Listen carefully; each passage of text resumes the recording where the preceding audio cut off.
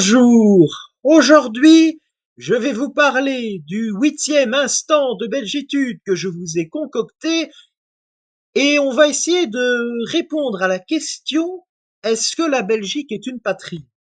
Alors tout d'abord, qu'est-ce qu'une patrie? Selon le dictionnaire Le Robert, je cite: communauté sociale et politique à laquelle on appartient ou on a le sentiment d'appartenir, pays habité par cette communauté.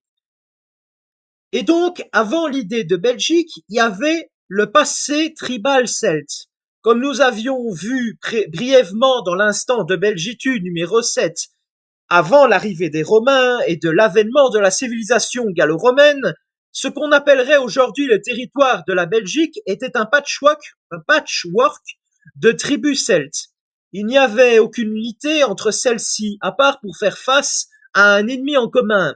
Mais par contre, comme nous avions vu dans l'instant de Belgitude numéro 6, ils étaient unis par la religion druidique et la langue celtique. Le terme belge, dans les écrits notamment de Jules César sur la guerre des Gaules, parlait de Belges, mais le terme était polysémique, même si Jules César fit une généralité en parlant de Belges. Il fit la distinction entre plusieurs peuples celtiques, notamment entre les Celtes, les Aquitains et les Belges. La première carte représente la province romaine de Belgica à partir de -51 avant Jésus-Christ.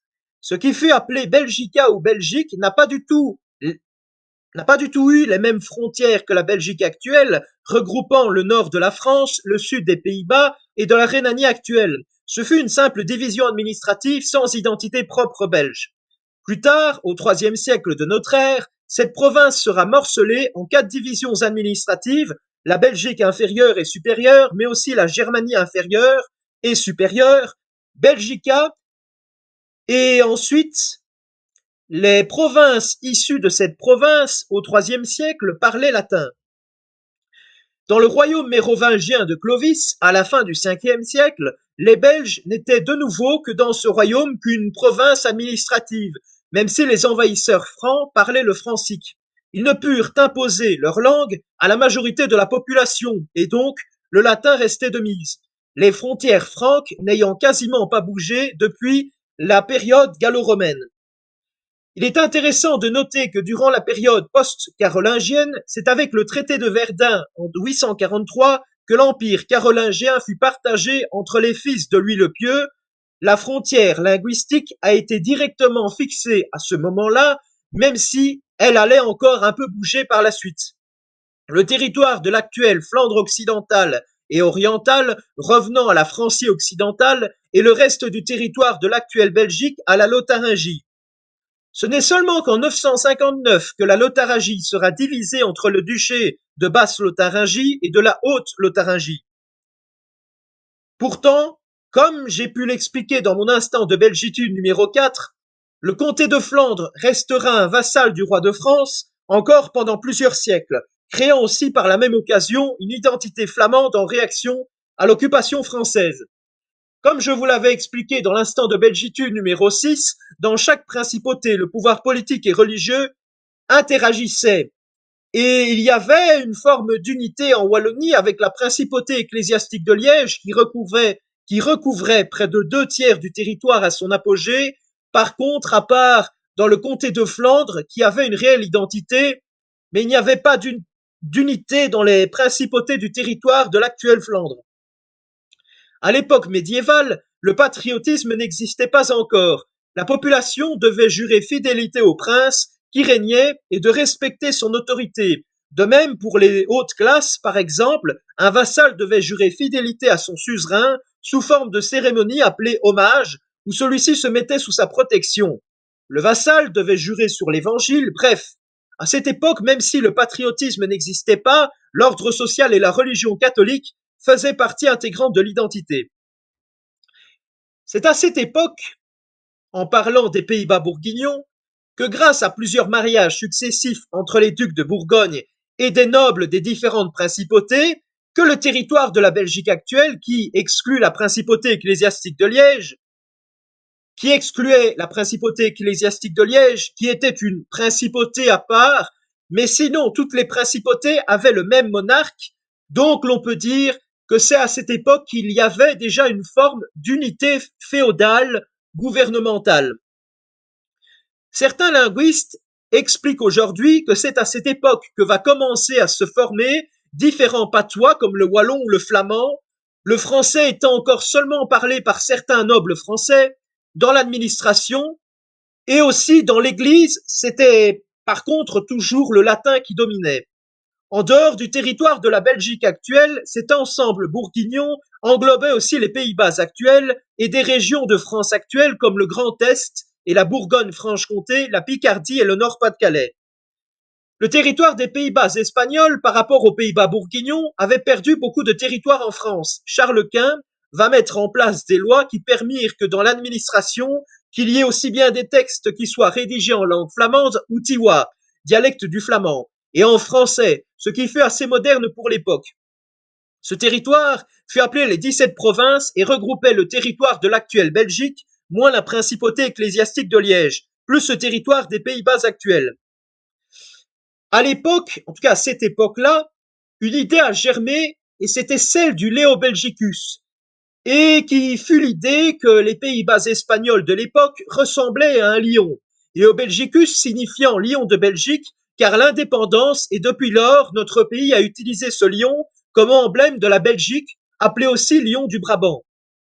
L'identité belge va encore se forger encore plus autour du catholicisme à l'époque où, grâce à notre courage et aux Espagnols, nous arrivions à chasser l'hérésie protestante issue des Provinces-Unies, actuelles Pays-Bas. Comme j'ai pu vous l'expliquer dans l'instant de belgitude numéro 6. Contrairement à son père, Philippe II ne connaissant pas le flamand et ayant une politique plus dure en matière de religion, c'est ce qui accentua les tensions qui amenèrent à la sécession des Provinces-Unies. Les Pays-Bas espagnols furent un État moderne car il était fédéral tout comme la Belgique actuelle. Comme j'ai pu l'expliquer dans mon instant de belgitude numéro 4, de plus en plus, dans la noblesse de tous les Pays-Bas espagnols, depuis la période bourguignonne, le français était la langue de référence, mais aussi dans l'administration, tandis qu'au niveau du flamand, il y eut une fragmentation dialectale qui a joué contre lui, le flamand n'étant seulement parlé que par des gens faisant partie du peuple. Les différents monarques, à la tête de cet ensemble plus tard appelé les Pays-Bas autrichiens, vont conserver les institutions, de même que le fédéralisme des anciens Pays-Bas espagnols.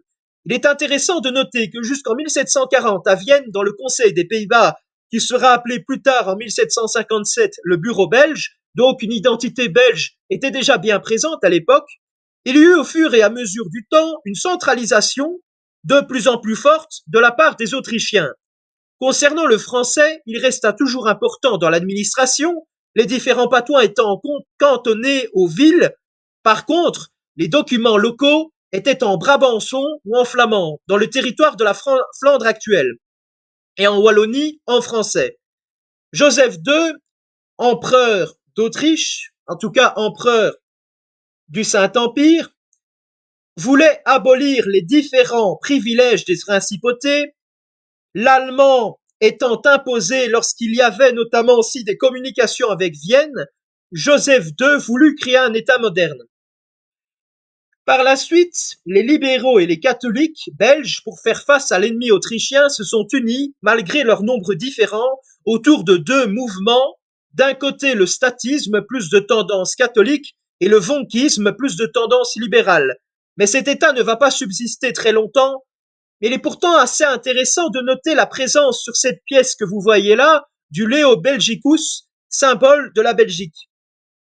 La francisation de la Belgique, notamment surtout quand il y a eu l'invasion du territoire par la France, donc cette francisation, c'était surtout au niveau des élites flamandes qui allait beaucoup s'accroître. Le territoire de la Belgique actuelle fut divisé en 9 départements qui furent directement annexés à la France. Il est intéressant de noter que le Luxembourg fut annexé à la France et fut compris dans un des départements compris dans l'actuelle Belgique, appelé le département des Forêts, qui regroupait la province de l'actuelle province du Luxembourg, le territoire du Grand-Duché du Luxembourg actuel, les Provinces-Unies qui ont été conquis par la France ont été fantochisées par celle-ci sous le nom de République batave, mais la France a décidé de ne pas réunifier la République batave avec les Pays-Bas du Sud, actuelle Belgique, car elle jugeait qu'ils étaient beaucoup trop différents. En Flandre, il y eut énormément de révoltes contre l'occupant français, mais qui furent matées dans le sang. De même, les Flamands étaient en colère contre la conscription obligatoire, car un des anciens privilèges des Pays-Bas du Sud, donc la Belgique, était que la conscription était volontaire. Une grande révolte paysanne va faire irruption à cause de ce que je vous ai mentionné précédemment, en plus de l'intolérance religieuse et des vols du patrimoine, révoltes qui eurent lieu en Flandre, même si certains Wallons ont pu participer à celle-ci. Contrairement à ce que beaucoup de flamingantistes ou d'orangistes prétendent, la Belgique ne fut pas une création artificielle, c'est le Royaume uni des Pays-Bas qui fut créé à la suite du Congrès de Vienne qui fut une création artificielle. D'un côté, nous avions les bourgeois qui étaient opposés au despotisme hollandais de Guillaume Ier, et d'un autre côté, nous avions les catholiques qui étaient opposés à l'hérésie protestante. Il y avait aussi l'imposition du flamand qui effraya beaucoup les bourgeois, l'Église catholique et les Wallons aussi. Les Flamands rejetaient aussi le néerlandais qu'ils considéraient comme une langue étrangère. À l'époque, après l'indépendance, les frontières étaient presque définitivement fixées et c'est seulement en 1839, avec le traité de Londres, que furent fixées les frontières presque définitives de la Belgique. Par la suite, en 1839, il y a eu la perte d'une partie du Limbourg, de même pour les territoires de l'actuel Grand-Duché du Luxembourg. Le dernier changement de frontière arriva en 1919 avec la signature du traité de Versailles qui donna à la Belgique les cantons de l'Est, cantons d'Eupen et de Malmedy. En conclusion, j'aimerais vous dire que durant le 6e instant de belgitude dont nous avions discuté précédemment, que dans celui-ci, je vous avais expliqué qu'il y avait eu une continuité religieuse en Belgique, même s'il est vrai que la pratique religieuse a été menacée, notamment aussi par l'avènement du protestantisme, et, cet avènement avait, et, et cette religion avait de plus en plus diminué depuis l'ère, on va y arriver. Et la pratique religieuse avait de plus en plus diminué depuis l'ère post-révolutionnaire jusqu'à aujourd'hui. Dans le 7e instant de belgitude, nous avions vu que, flamands tout comme wallons, nous avions des gènes celtes, germaniques et en partie romaines, même si celles-ci étaient plus localisées, il est vrai, en actuelle Wallonie. Et concernant cet épisode, nous remarquions que l'idée de Belgique a commencé véritablement avec le Léo Belgicus et a continué à croître depuis. J'appelle tous les Flamands, Wallons, Bruxellois et germanophones à s'unir face à l'adversité, car ce n'est pas en se faisant la guerre à cause de querelles inutiles que nous allons sauver notre patrie et notre civilisation occidentale face aux dangers extra-européens. En tout cas, que Dieu vous bénisse, que Dieu vous garde, que Dieu sauve la Belgique, que Dieu sauve l'Europe, que Dieu sauve l'Occident et vive le roi. À très bientôt pour une prochaine vidéo.